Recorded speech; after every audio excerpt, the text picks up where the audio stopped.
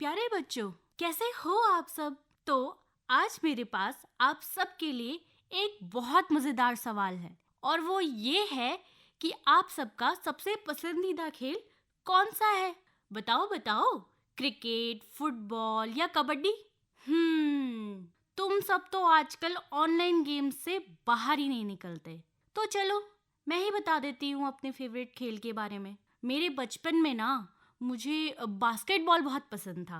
अरे वही खेल जिसमें प्लेयर्स एक बॉल को बाउंस करते हुए अपोनेंट टीम की बास्केट में डालने की कोशिश करते हैं और अपोनेंट टीम बॉल को रोकने में जी जान लगा देती है। एक टीम में इसमें 5 खिलाड़ी होते हैं। तो आज मैं तुम सबको बास्केटबॉल के एक प्लेयर की कहानी सुनाने वाली हूँ। ठीक है ना? सुनोगे तुम सब? कहानी बहुत मजेदार होने वाली है और इससे तुम्हें सीख भी मिलेगी। इस खिलाड़ी का नाम था रवि। रवि अब तो अपने एरिया का बहुत अच्छा बास्केटबॉल खिलाड़ी है। वो इतना अच्छा बास्केटबॉल प्लेयर है कि उसके फ्रेंड्स उसे लेजेंड ऑफ ऑल टाइम यानी कि सबसे महान बास्केटबॉल खिलाड़ी भी कहते हैं। लेकिन बच्चों, आज कहानी शुरू होती है रवि के हाई स्कूल से। जब वो हाई स्कूल में था ना, तो उसे पढ़ाई लिखाई से ज्यादा कोई लगाव नहीं था। उसका तो बस एक ही सपना था, बास्केटबॉल खेलना और एक सफल बास्केटबॉल खिलाड़ी बनना। वो बस यही सोचता रहता और प्रैक्टिस करता कि कब मैं एक बड़ा बास्केटबॉल प्लेयर बनूंगा। देखो, अब हुआ ये कि कुछ दिन बाद रवि को पता चला कि उनके स्कूल की बास्केटबॉल टीम प्लेयर्स का चयन कर रही है। अरे वाह, यही तो मौका है कुछ कर दिखाने का, रवि ने सोचा और जल्दी से जाकर अप्लाई कर दिया। सबने, फ्रेंड्स ने, घर वालों ने रवि को भरोसा दिया कि वो तो एक अच्छा खिलाड़ी बन सकता है। अरे, क्योंकि उसकी हाइट भी तो बिल्कुल परफेक्ट है ना, और वो दिन रात इतनी मेहनत भी तो करता है, प्रैक्टिस करता है।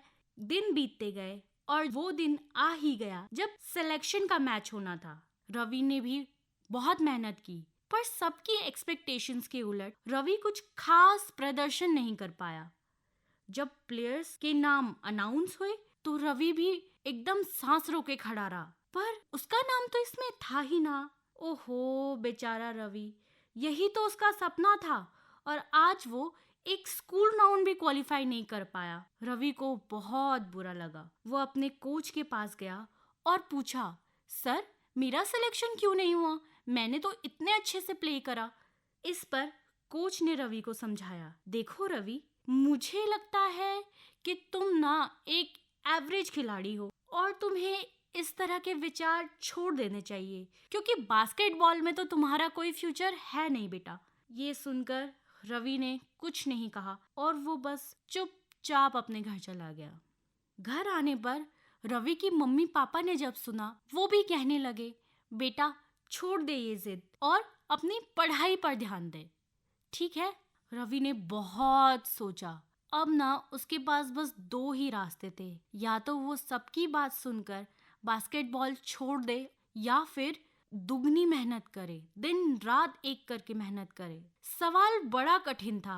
अब क्योंकि मेहनत करना और सब कुछ छोड़कर बस अपने खेल पर ध्यान देना इतना आसान काम तो नहीं है ना। पर रवि ने सोचा कि मैं हार नहीं मानूंगा और वो कड़ी मेहनत में जुट गया और बस कुछ सालों बाद ही उसका सिलेक्शन एक बड़ी बास्केटबॉल टीम में शूटिंग गार्ड पोजीशन पर हो गया। अब तुम सब सोच रहे होंगे कि ये शूटिंग गार्ड होता क्या है। तो बच्चों, शूटिंग गार्ड वो प्लेयर होता है जो बास्केट में बॉल डालने का काम करता है। उसे बहुत स्ट्रांग और फ्लेक्सिबल होना पड़ता है। और तुम्हें पता है, रवि ने 20 साल तक बास्केटबॉल खेला। उसने कई टाइटल्स जीते और कई सारी स्पोर्ट्स चैंपियनशिप जीती और देखते ही देखते वो एक बहुत बड़ा खिलाड़ी बन गया। अब मैं तुम सबको ना एक बहुत मजे की बात बताती हूँ। जब रवि से पूछा गया कि सर, आप अपनी सफलता का श्रेय किसे देना चाहेंगे, तो उसने कहा, मैं अपनी हर एक हार को अपनी सफलता का श्रेय दूंगा। इस पर सब चौंक उठे और रवि को देखने लगे। फिर रवि मुस्कुराते हुए बोला, क्योंकि उन्होंने ही मुझे तो बार बार कोशिश करना सिखाया।